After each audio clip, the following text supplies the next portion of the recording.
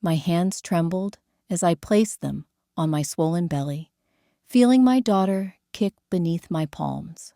Through the floor-to-ceiling windows of this sterile office, Seoul stretched out below me, a city that had become both my home and my battleground. "Miss Williams," Mrs. Park said from behind her massive desk, her voice cold and measured. "I'll ask you one more time. What is your price?" I looked at the woman who might have been my mother-in-law, immaculately dressed, her face showing no emotion, a checkbook open in front of her. She ran the most exclusive adoption agency in South Korea, a business she'd built over 30 years. Some called it a service. Others called it what it really was, a baby factory for wealthy couples desperate for children. And she wanted mine.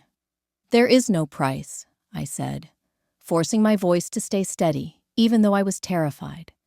"My baby is not for sale." Mrs. Park's expression didn't change.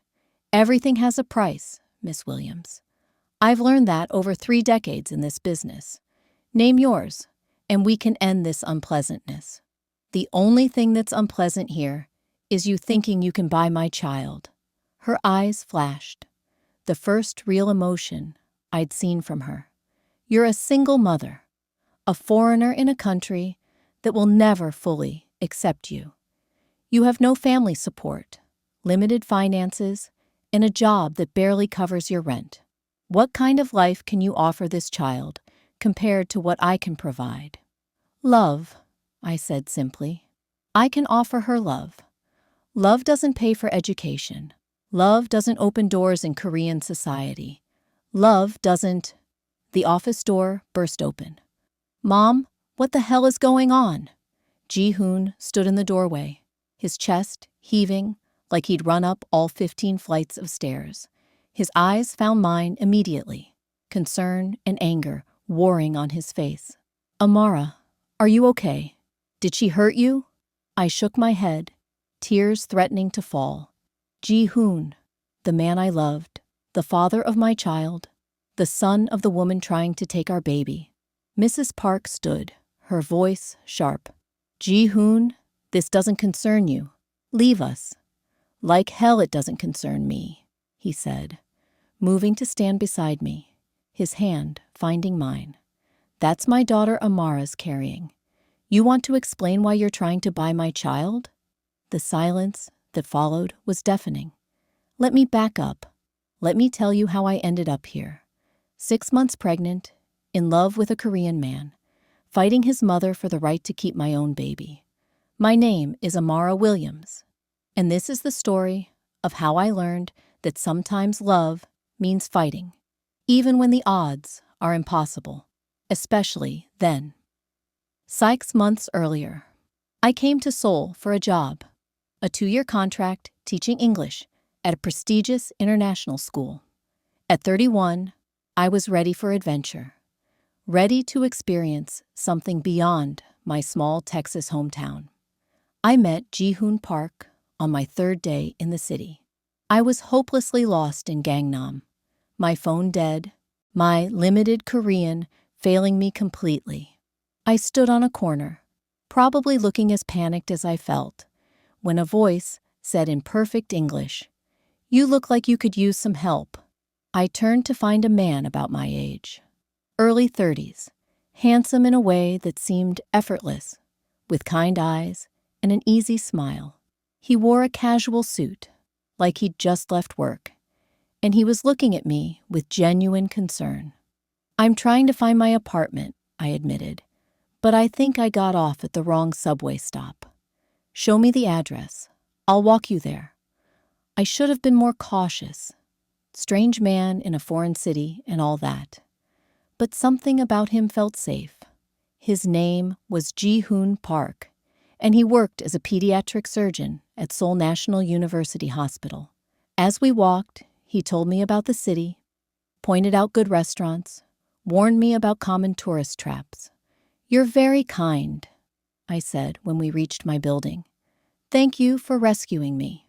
"It's my pleasure," he said, and something in the way he looked at me made my heart skip. Welcome to Seoul, Amara Williams.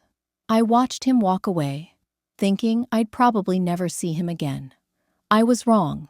2 days later, I ran into him at a coffee shop near the school, then at a bookstore the following week, then at a park where I was trying to practice yoga. Are you following me? I asked, laughing, during our fourth coincidental meeting. He had the grace to look embarrassed. Would you believe me if I said this city is just really small? Not even a little bit. Okay, fine. I might have asked your coworker where you usually go, and I might have adjusted my schedule to coincidentally be in those places. Is that creepy? That's probably creepy. I smiled. It's a little creepy, but also kind of sweet. Have coffee with me? He asked. On purpose this time, not a coincidence. Okay. That coffee turned into dinner. Dinner turned into a late-night walk along the Han River. The walk turned into hours of talking, sharing stories, discovering that despite our different backgrounds, we understood each other in a way that felt rare and precious. My mother's going to hate that I'm interested in you, Ji-hoon said suddenly, then looked horrified. Sorry, that came out wrong. Because I'm black? I asked directly. Because you're not Korean, he corrected gently. My mother is. Traditional. Very focused on maintaining certain standards, certain appearances. She built her business from nothing, and it made her hard, uncompromising. What kind of business? Adoption services.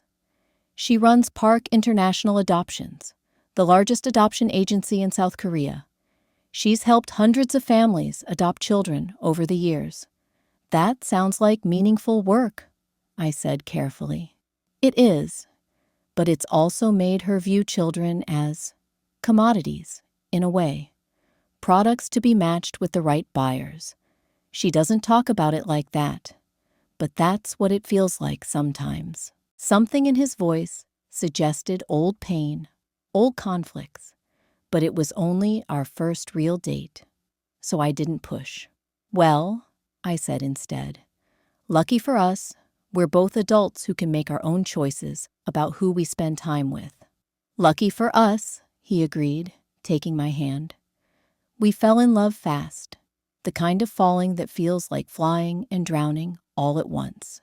Ji-hoon was unlike anyone I'd ever dated. He was thoughtful, passionate about his work with children, and surprisingly funny once you got past his serious exterior. He introduced me to Korean food I'd never tried, took me to hidden parts of Seoul tourists never saw, taught me Korean phrases that made his friends laugh when I butchered the pronunciation. I introduced him to R&B music, taught him how to make proper Texas barbecue, and made him watch all my favorite movies, even the terrible rom-coms he pretended to hate but secretly loved. 3 months into our relationship, he said, I love you, in the middle of a crowded subway car, like he couldn't hold it in for one more second. I said it back immediately, not caring that everyone was staring at us. The tall black woman and the Korean man, making a scene in public. We were happy, completely, impossibly happy, until I got pregnant. I took the test 3 times, convinced it was wrong. I was on birth control. We'd been careful, and this wasn't supposed to happen.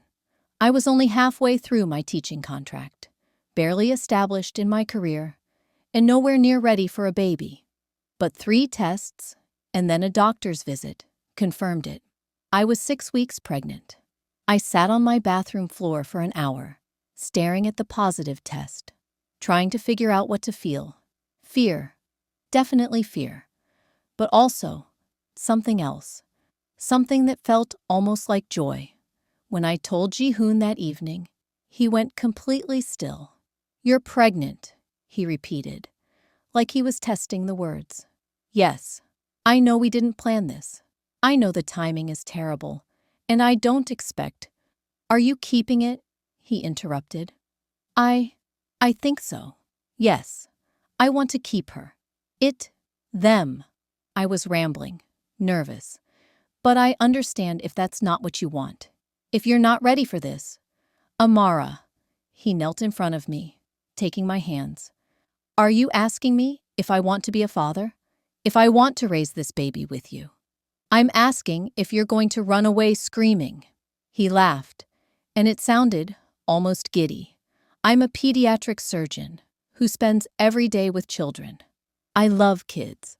I've always wanted to be a father. Just maybe not this soon. So you're not running? I'm not running. He pulled me into his arms. I'm terrified, but I'm not running. We'll figure this out together. I cried with relief, and he held me. And for that moment, everything felt possible. But we both knew we had to tell his mother. Mrs. Park's house was in Gangnam, a massive, traditional Korean home that probably cost more than I'd earn in my lifetime. Everything inside was immaculate, carefully curated, showing wealth without being ostentatious. She greeted us at the door, her expression polite, but cool. She'd met me twice before. Brief, formal meetings, where she'd asked pointed questions about my background, my family, my intentions. Each time, I'd felt like I was being evaluated and found wanting. Ji-hoon, Miss Williams, she said, ushering us into a formal sitting room. This is unexpected. You said you had important news? Ji-hoon and I sat on the expensive couch. He took my hand, a gesture his mother noticed immediately. Mom, Amara and I have been together for 4 months now. We're serious about each other. I gathered that, Mrs. Park said dryly. We're having a baby, Ji-hoon continued. Amara is 6 weeks pregnant. The silence was deafening. Mrs. Park's face remained perfectly composed, but I saw her hands tighten on the armrest of her chair. I see, she said finally. And you plan to keep this child? We do, I said, finding my voice. I know it's unexpected, but unexpected is generous, Mrs. Park interrupted. Foolish would be more accurate. You're both barely established in your careers. You're not married. And Miss Williams, you're a foreigner with no family support in this country. We'll manage, Ji-hoon said firmly. Will you? His mother's gaze was sharp. Do you have any idea how difficult it is to raise a biracial child in Korea? The prejudice they'll face, the challenges. We'll protect them, I said. Protection isn't enough. This child will struggle every day of their life in this society. They'll never be fully accepted as Korean, never fully fit in. Mom, Ji-hoon started, anger entering his voice. I'm not saying this to be cruel, she continued. I'm being realistic. However, I have a solution. Something in her tone made my blood run cold. I work with dozens of couples, good families, wealthy, established, who are desperate for children. Many specifically want biracial children. I can place this baby with a family who can provide everything: education, opportunities, acceptance. You want us to give up our baby? I asked, disbelief making my voice shake. I'm suggesting adoption. It's the best option for everyone involved. No, Ji-hoon said flatly. Absolutely not. Ji-hoon, be reasonable. I am being reasonable. We're keeping our baby. End of discussion. Mrs. Park's expression hardened. Then you're making a mistake, both of you. But especially you, Miss Williams. You think love is enough? You think my son's pretty words will sustain you when reality sets in? I think your son is a good man who will be an excellent father, I said, standing. And I think this conversation is over. I left the house with Ji-hoon beside me, both of us shaking with anger. I'm so sorry, he said in the car. I didn't think she'd suggest. It's okay. We knew she wouldn't be happy. It's not okay. She had no right to suggest we give up our child. Ji-hoon. I took his hand. Your mother runs an adoption agency. To her, every unplanned pregnancy is a potential placement. It's how she thinks. That doesn't make it right. No, I agreed. But we're keeping our baby. That's what matters. He nodded, but I could see the worry in his eyes. And I shared it, because Mrs. Park didn't seem like the type of woman who accepted no easily. The next 3 months were beautiful and terrifying. My belly grew. We found out we were having a girl. Ji-hoon came to every doctor's appointment, his face lighting up every time we heard her heartbeat. We started preparing the nursery in my small apartment, arguing happily about paint colors and furniture. We were broke, between my teacher's salary and his resident physician income. Money was tight, but we were happy. And then the threats started. First, it was subtle. Mrs. Park would call Ji-hoon, mentioning how much easier his life would be if he reconsidered his options. She sent articles about the challenges of raising biracial children in Korea. She invited him to lunch and spent the entire time talking about successful families who'd adopted through her agency. Then it got worse. My school received an anonymous complaint about my moral character, claiming I was having an inappropriate relationship with a student's father. It wasn't true, but I had to endure a humiliating investigation. Ji-hoon's hospital received similar complaints about his judgment and professionalism, suggesting he was unfit to work with children. The landlord of my apartment suddenly wanted to increase my rent by an impossible amount. It's her, I told Ji-hoon after the 5th incident. Your mother is doing this. I'll talk to her, he said, his jaw tight with anger. She's trying to make our lives so difficult that we'll give up the baby. That's not going to happen. But I could see the strain on his face. The stress was getting to him. And it was getting to me, too. One night, 4 months pregnant, I broke down crying. What if she's right? I sobbed. What if I can't give our daughter what she needs? What if growing up with me in Korea ruins her life? Amara, no. I'm a single black woman in a country where I'll always be an outsider. What kind of life is that for a child? You're not single, Ji-hoon said firmly, pulling me into his arms. You have me. We're in this together. But your mother, my mother is wrong. About you, about us, about what our daughter needs. Children need love, not perfect circumstances. They need parents who will fight for them, which is exactly what we're going to do. I wanted to believe him, but Mrs. Park's campaign of pressure was working, planting seeds of doubt that grew stronger every day. When I was 5 months pregnant, Mrs. Park invited me to her office for a private conversation. I almost didn't go, but something in her tone suggested this was different, less threatening, more resigned. Her office was in a modern building in Gangnam, the headquarters of Park International Adoptions. The waiting room was filled with photos of happy families with adopted children, all smiling, all looking perfect. Mrs. Park's personal office was intimidating. Massive windows overlooking the city, expensive furniture, walls covered with certificates and awards. This was a woman who'd built an empire. Miss Williams, she said, gesturing for me to sit. Thank you for coming. What do you want? I asked, too tired for pleasantries. To apologize? That surprised me. Excuse me? I've been aggressive in my approach to your situation. I've made things difficult for you and my son. That was wrong of me. I waited, not trusting this sudden change. I've been thinking a lot about why I reacted so strongly to your pregnancy, she continued. And I realized something uncomfortable about myself. She stood, walking to the window, her back to me. I was 18 when I got pregnant with Jihoon, she said quietly. Unmarried, poor, living in a small village where everyone knew everyone's business. My parents were furious. My boyfriend, Jihoon's father, disappeared the moment I told him. I stayed silent, letting her talk. I went to an orphanage. I was going to give Jihoon up for adoption.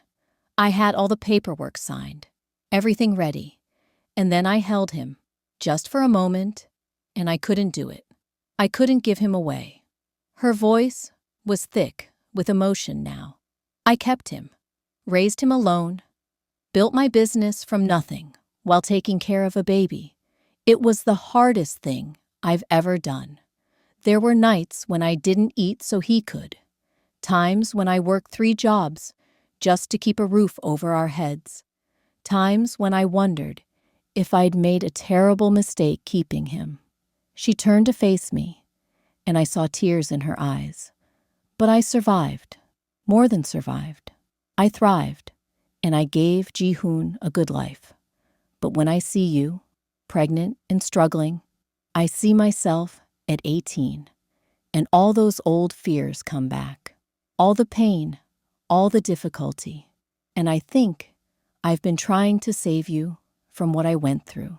By taking my baby, I asked, trying to keep the bitterness from my voice. By giving your baby a better life than I could give Jihoon in those early years. By sparing you the pain I experienced. She sat back down. But I realize now that I was wrong. I was projecting my fears onto your situation, and I was forgetting the most important thing. What's that? That despite all the hardship, keeping Jihoon was the best decision I ever made. He's the best thing in my life, and I nearly took from you what makes my life worth living. She opened a drawer in her desk and pulled out an envelope, sliding it across to me. What is this? I asked. A check, enough to cover your rent for the next year. Baby supplies, medical bills. Consider it my apology. I looked at the envelope, but didn't touch it. I don't want your money. Then consider it a gift for my granddaughter. The word granddaughter made my throat tight. Are you saying you accept us? I asked carefully. I'm saying I was wrong to try to control this situation. You and Jihoon are adults who made a choice. And while I still worry about the challenges you'll face, I also know that love and determination can overcome a lot. I'm proof of that. She stood, and so did I, both of us standing on opposite sides of the desk. I can't promise I'll be perfect, she continued. I have strong opinions, and I'm used to being in control, but I'd like to try to be a grandmother to your daughter, if you'll let me.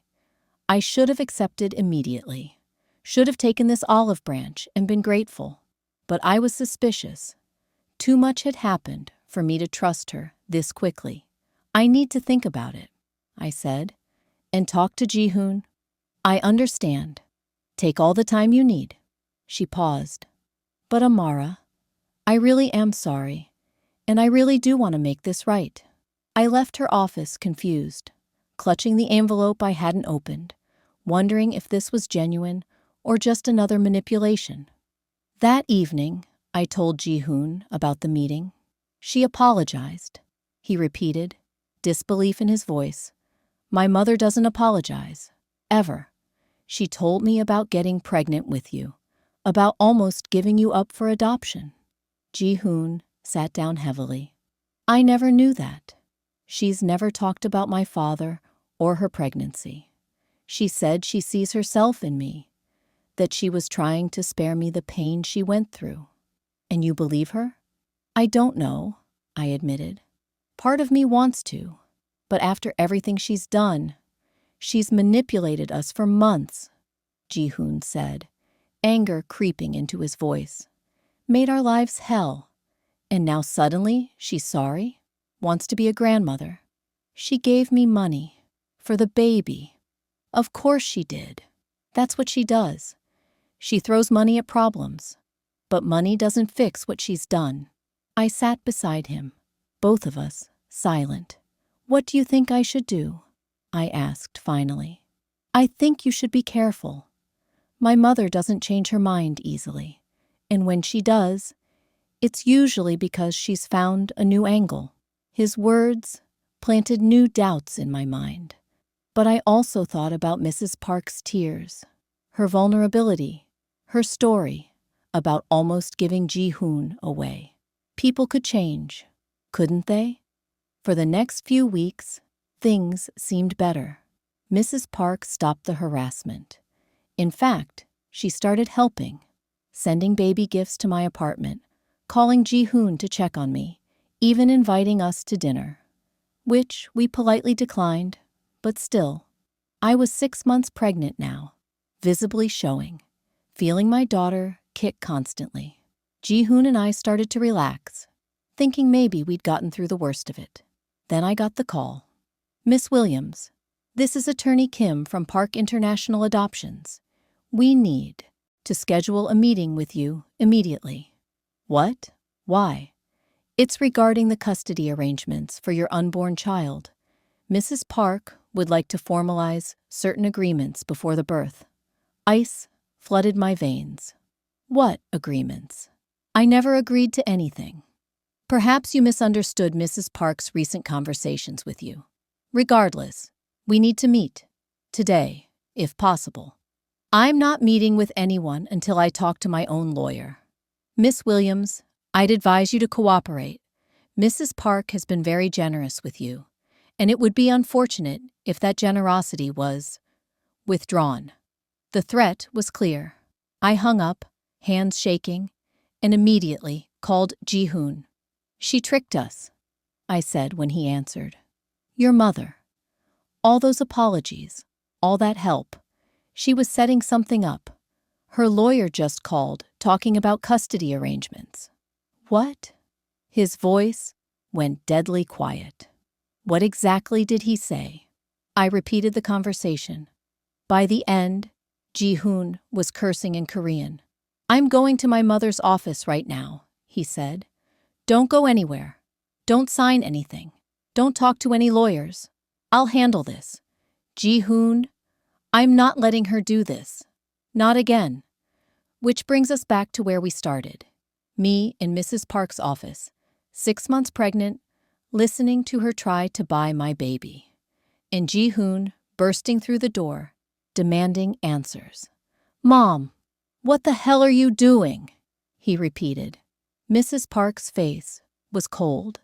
The vulnerability I'd seen before, completely gone. "I'm doing what I should have done from the beginning, securing a better future for that child. By taking her from her mother?" Ji-hoon's voice was shaking with rage. "By placing her with a family who can provide for her properly.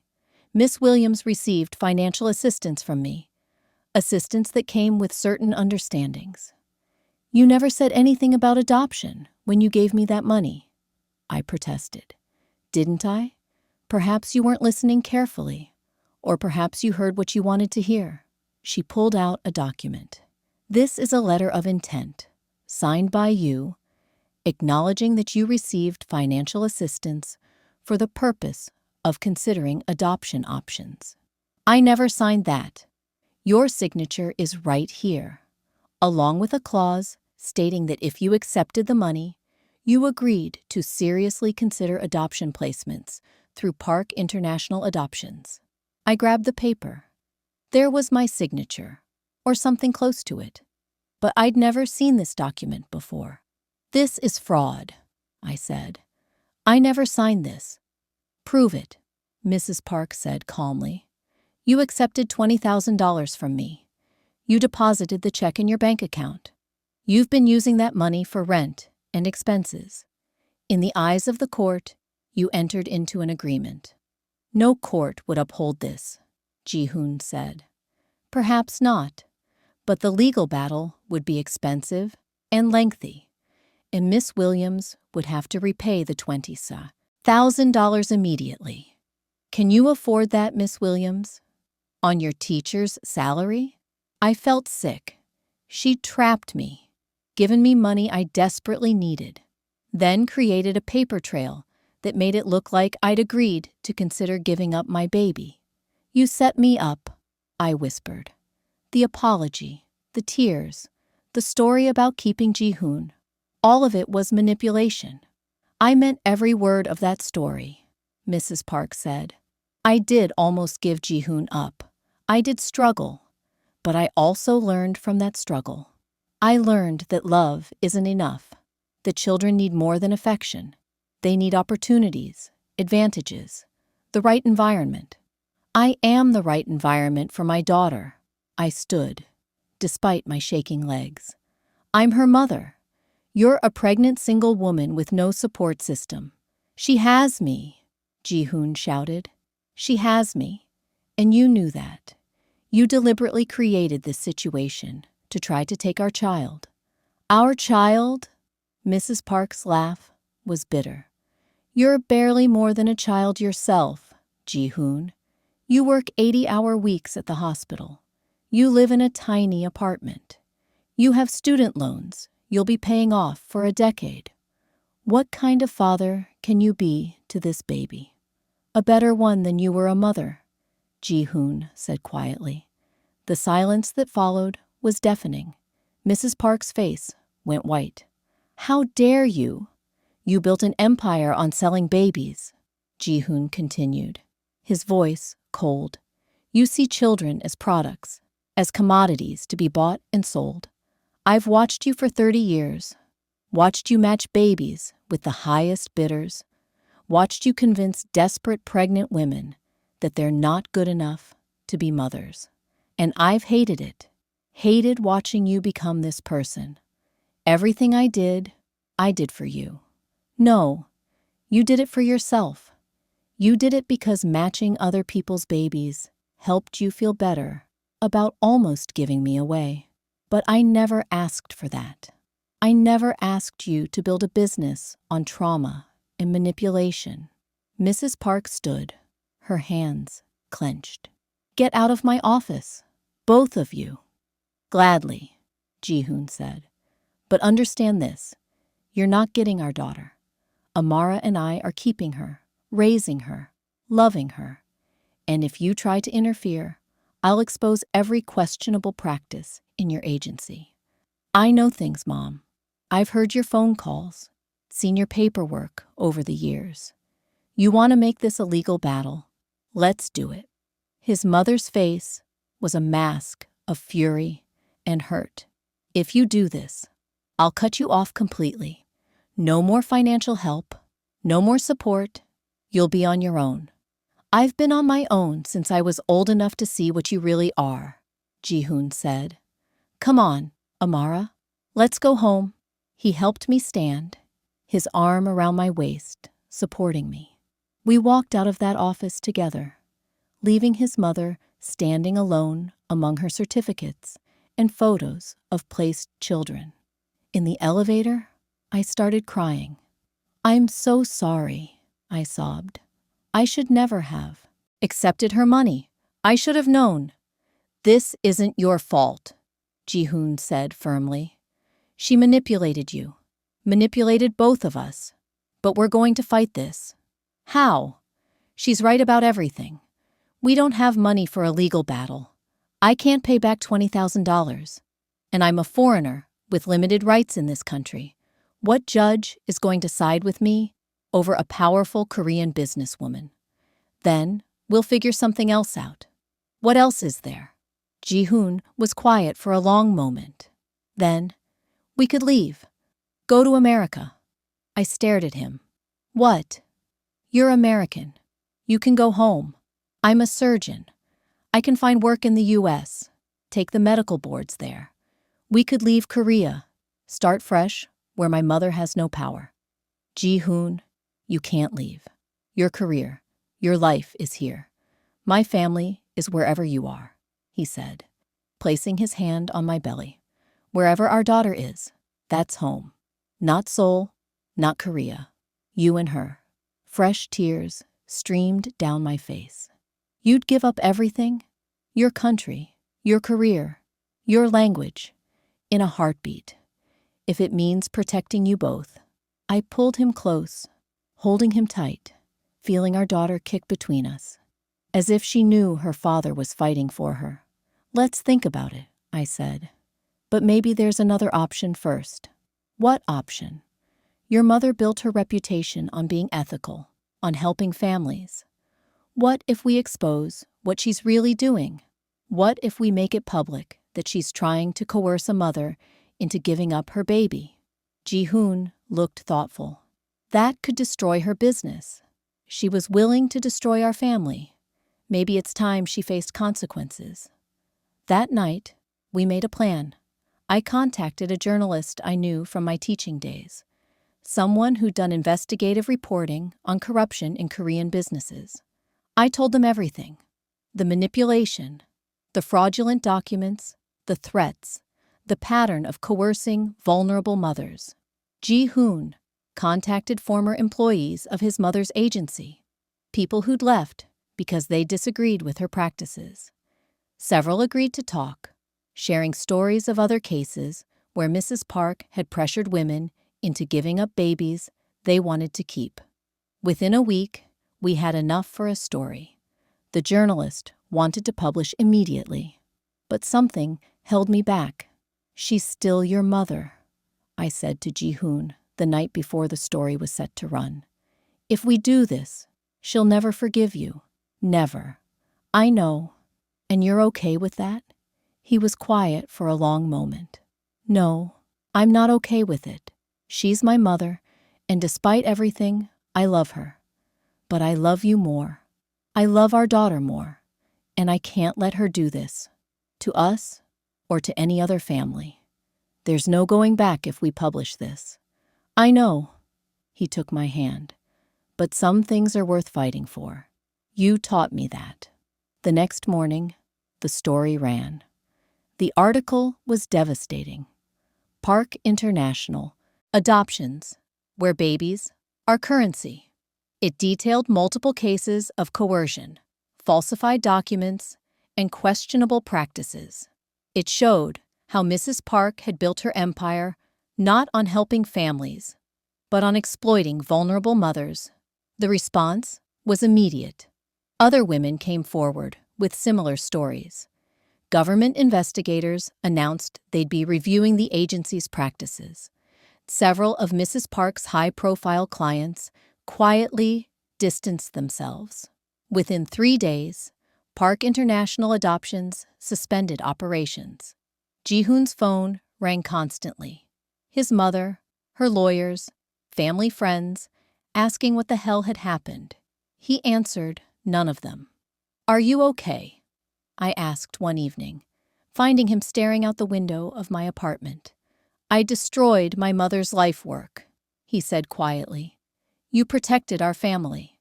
"Both things can be true." I stood beside him, taking his hand. "Do you regret it?" "No, but that doesn't mean it doesn't hurt." I understood. Love and pain weren't opposites. They were companions, two sides of the same fierce coin. 2 weeks later, there was a knock on my apartment door. I opened it to find Mrs. Park standing there, looking smaller somehow, older. She wore jeans and a simple sweater. The first time I'd seen her in anything but designer clothes. "May I come in?" she asked. I should have slammed the door, should have called Ji-hoon, should have protected myself. Instead, I stepped aside. She entered slowly, looking around my small apartment, the half-assembled nursery, the baby books scattered on the coffee table, the ultrasound pictures on the refrigerator. "I've been shut down," she said finally. "The government revoked my license. My business is finished. I know. I've lost everything I built." "Yes." She turned to face me, and I saw something I'd never seen before. Genuine remorse. "I was wrong," she said, "about everything. I convinced myself I was helping women by taking their babies and giving them to better families. But I was just repeating the same trauma that was done to me, making other women feel inadequate so I could feel powerful. Why are you telling me this?" "Because I owe you an apology, a real one. not the manipulation I tried before. She sat down heavily on my couch. I almost gave Ji-hoon up because people convinced me I wasn't good enough to be a mother, that he deserved better, and that wound never healed. So I spent 30 years convincing other women they weren't good enough, taking their babies, telling myself I was helping, when really I was just spreading my pain. Tears were streaming down her face now. When I saw you, young, pregnant, struggling, I saw myself, and I panicked. I wanted to save you from what I went through, but what I was really doing was trying to save 18-year-old me by taking away what made your life worth living, just like someone almost took away what made my life worth living. I sat down across from her, my hand instinctively going to my belly. You hurt us, I said quietly. You made us feel hunted, desperate. You tried to take my baby. I know, and I'm sorry, truly sorry. She looked up at me. I don't expect forgiveness. I don't expect you to let me be part of this child's life. I just wanted you to know that you were right and I was wrong. You are enough. You'll be a wonderful mother, and I'm sorry I made you doubt that. We sat in silence for a long moment. What will you do now? I asked finally. I don't know. Start over somehow. Maybe work to undo some of the harm I've caused. Maybe reach out to the women I manipulated and try to help them reconnect with the children they gave up. That's a good place to start. She stood to leave, then paused at the door. Tell Ji-hoon. Tell him I'm proud of him, that he had the courage to stop me when I couldn't stop myself. And tell him I love him. Tell him yourself, I said. He's on his way here now. She looked panicked. I don't think he wants to see me. He's your son, and despite everything, he loves you. So stay. When Ji-hoon arrived 10 minutes later and saw his mother, he froze. Amara called me, Mrs. Park said before he could speak. She thought we should talk. Did she? Ji-hoon looked at me, a question in his eyes. I nodded slightly. I'll give you 2 privacy. No, they said simultaneously. You're part of this family now, Mrs. Park continued. You should hear this. She turned to her son. Ji-hoon, I'm sorry for everything, for building a business on trauma, for trying to take your daughter, for making you choose between your mother and the woman you love. You shouldn't have had to do that. You're right. I shouldn't have, Ji-hoon said, his voice hard. But you forced my hand. I know, and I'll live with that guilt for the rest of my life. She took a breath. I've been shut down, lost my business, and I deserved it. What I was doing, what I've been doing for 30 years, it was wrong. I hurt people, separated families, all because I was too broken to see that I was perpetuating the same trauma that was done to me. Ji-hoon's expression softened slightly. Mom, you don't have to forgive me, but I want you to know that I'm getting help, real help, therapy, trauma counseling. I'm trying to understand why I became this person, and I'm going to spend the rest of my life trying to make amends. How? Ji-hoon asked. How do you make amends for 30 years of taking babies from their mothers? I don't know if I can, but I'm going to try. I'm setting up a foundation, using what money I have left, to help single mothers. Real help, not manipulation. Childcare, education funds, housing assistance. The things I needed when I was 18 and pregnant with you. Ji-hoon looked at his mother for a long moment. Then, to my surprise, he stepped forward and hugged her. I'm still angry with you, he said into her hair, and I still don't trust you, but you're my mother, and I want to believe you can change. Mrs. Park sobbed against his chest. I don't deserve your faith. No, but I'm giving it to you anyway. Don't make me regret it. 3 months later, our daughter was born on a Tuesday morning in June, coming into the world screaming and perfect. G.A. Park Williams, 6 pounds, 7 ounces. Her father's eyes and her mother's wild curly hair. The most beautiful thing I'd ever seen. Ji-hoon cried when he held her for the first time. "Hello, little one," he whispered. "We fought so hard for you." Mrs. Park visited the hospital the next day, bringing gifts, a handmade blanket, baby clothes, toys.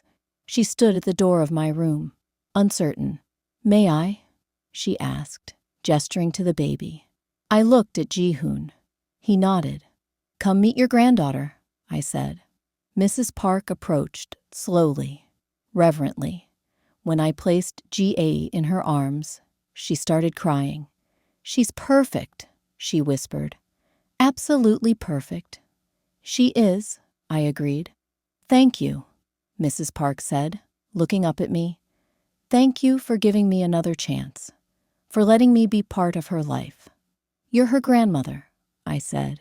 "She should know you." "But Mrs. Park?" "Yes. If you ever, and I mean ever, try to manipulate us or suggest we're not good enough for her, you'll never see her again. Are we clear? Crystal clear?" She kissed G.A.'s forehead gently. "I promise. I'll be the grandmother she deserves, not the woman I was."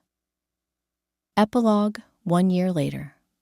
G.A. is 14 months old now, walking everywhere on unsteady legs, babbling in a mix of English and Korean, bringing chaos and joy into every room she enters. Ji-hoon and I got married 6 months ago, a small ceremony with just close friends. Mrs. Park was there, crying through the entire thing. She and I aren't close, exactly, but we're building something. Slowly, carefully. True to her word, she started a foundation for single mothers. Several women she'd coerced into giving up babies have reconnected with their children because of her help. She's in therapy twice a week, working through decades of trauma and guilt. "I can't undo what I did," she told me recently, "but maybe I can stop one other woman from making the mistakes I made. Maybe that's enough." Ji-hoon and I decided to stay in Seoul. This is G.A.'s heritage, her culture. She should grow up knowing both sides of herself. Her American mother's strength and her Korean father's determination. Yes, people stare at us sometimes.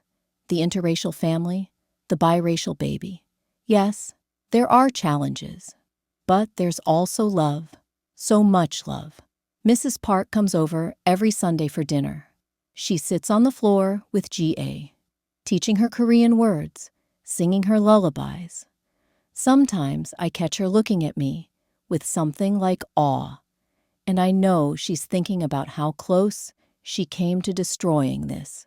Last week, G.I.A. called her Halmeoni, grandmother in Korean. Mrs. Park burst into tears. "She knows me," she whispered. "She loves me, even after everything." "Children are good at loving imperfect people," I said. "They don't hold grudges like adults do." "You're a better person than me," Mrs. Park said. "No, I just chose love when it would have been easier to choose hate. You're learning to do the same." Tonight, Ji-hoon is reading G.A. her bedtime story while I clean up the dinner dishes. I can hear him doing the character voices, hear her giggling at his terrible attempts at animal sounds. My phone buzzes. A text from Mrs. Park. "Thank you for fighting for her, for fighting for the right to be her mother. You taught me that mothers aren't about perfection or circumstances. They're about love and courage. You have both in abundance. Mom." She's never called herself Mom to me before. I smile, tears pricking my eyes. I text back, "See you Sunday. Bring dessert. Amara." In the nursery, Ji-hoon is singing now. A lullaby in Korean that his mother used to sing to him. G.I.'s eyes are closing, her tiny hand wrapped around his finger. This life isn't perfect. We're still broke most of the time. still navigating cultural differences, still healing from the trauma Mrs. Park caused. But we're together. We're a family, and that's everything. That's worth every fight, every sacrifice, every moment of doubt. Because at the end of the day, love isn't about perfect circumstances or ideal situations. Love is about choosing each other, even when it's hard, especially when it's hard. I walk into the nursery and wrap my arms around Ji-hoon from behind, both of us watching our daughter drift into sleep. "We did it," I whisper. "We did," he agrees. "We kept her." "No," I correct. "We kept each other. All of us." He turns, kissing me softly. "All of us," he repeats. And in that moment, with our daughter asleep in her crib and Seoul glittering beyond the window, I know that we made the right choice. Not the easy choice, not the safe choice, but the true choice. The choice that matters. Love, always love.